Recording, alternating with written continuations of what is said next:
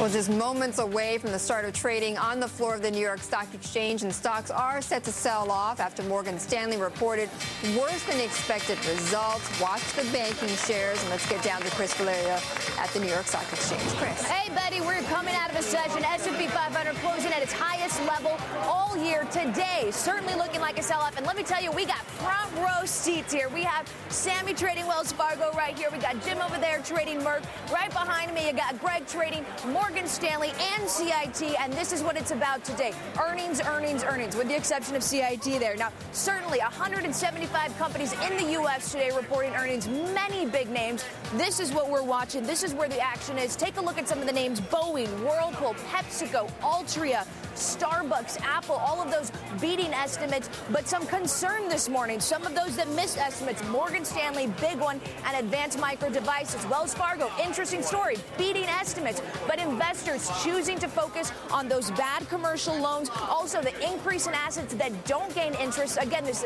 idea of buying the rumors, selling the actual truth, the actual report, and certainly we're seeing that happen today. By the way, Dow Jones Industrial Average down about 40 points here at the open. So it gives us a peek into the mindset of the investor. We're going to see what wins out. Have to mention, of course, Fed Chairman Ben Bernanke's testimony. It was a catalyst for yesterday's market, certainly to be watched in today's session. We will see what he has to say.